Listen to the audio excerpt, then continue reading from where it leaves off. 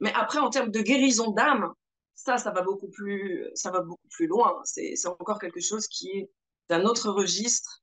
Parce que là, par exemple, je peux te dire, il y a une des spécialités en chamanisme qu'on appelle le recouvrement d'âme. C'est-à-dire, en quoi ça consiste? C'est-à-dire, en chamanisme ou en néo-chamanisme, on part du principe que si une personne vit des chocs très très violents, que ce soit à travers ses vies ou même dans cette vie-là, généralement ça se représente, eh bien, il y a une partie d'elle-même qui, euh, qui se détache en fait, ou qui se coupe En psychologie, d'elle. c'est marrant parce que j'ai beaucoup étudié la psychologie, on appelle ça la dissociation. C'est ça. Euh, Oui, oui, il y a beaucoup de liens. Bah, Jung a beaucoup travaillé le chamanisme, enfin, a beaucoup étudié le chamanisme en réalité, hein. C'est un des précurseurs sur ce plan-là, dans la médecine de l'âme moderne, on va dire. Euh, Et à ce moment-là, bah, le travail du chaman, en fait, ou en tout cas la pratique du chaman, ça va être d'aller sur les plans invisibles, voir où est l'âme, dans quel plan elle se situe, où elle est restée bloquée. Alors en chamanisme traditionnel, des fois on dit qu'il peut y avoir des âmes volées, aussi des parties d'âmes volées par des entités, par exemple, des choses comme ça. Et à ce moment-là, il va y avoir tout un protocole pour non seulement guérir l'âme, mais aussi euh, permettre à la personne de réintégrer son âme. Et là, on vient, si tu veux, au plan plutôt de alchimique. C'est-à-dire, moi, ce que j'ai constaté dans mon expérience, c'est aller faire des soins à une âme, c'est OK. C'est-à-dire lui expliquer, communiquer avec elle pour lui dire, OK, ce monde-là, il est un peu dur, il est un peu violent. Mais en même temps, si tu réintègres pas ce plan-là, tu pourras pas retrouver de l'harmonie, tu pourras pas retrouver ta lumière, tu pourras pas. C'est quelque chose qui est important. Ça, c'est une première chose. Donc, il y a des soins de guérison qui sont faits, bien sûr.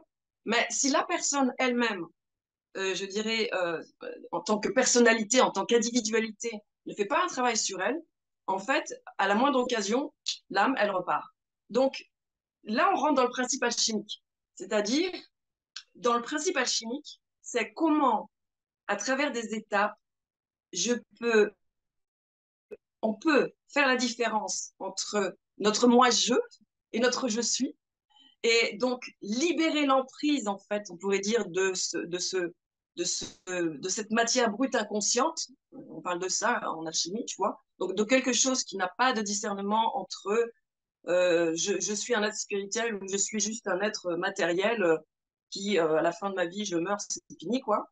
Et donc, il y a tout un processus de transformation qui est important pour que, justement, on puisse réintégrer notre âme. Donc là, je parle de l'âme humaine et la faire progresser d'une certaine manière, l'élever, la sublimer et donc incarner notre souveraineté spirituelle. ok, ok. Et alors, du coup, comment t'as différents types d'accompagnement?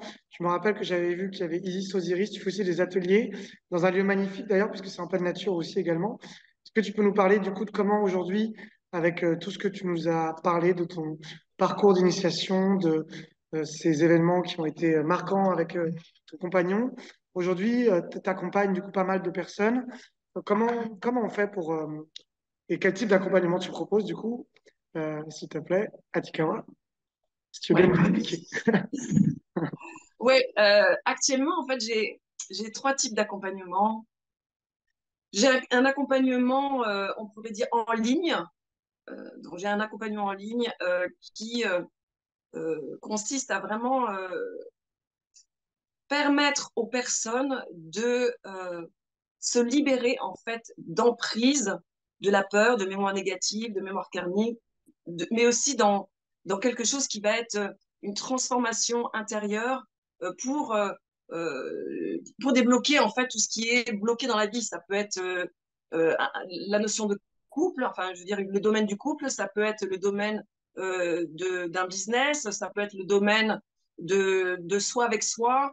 Euh, Vraiment, c'est extrêmement large parce que en réalité, mon objectif, c'est que la personne, elle passe de j'ai une douleur, j'ai une souffrance, j'ai un blocage là, à ça y est, maintenant je me sens alignée et autonome. Pour moi, ce coaching-là, c'est de l'autonomisation sur comment après j'ai des clés pour en fait m'accomplir, pour m'épanouir dans la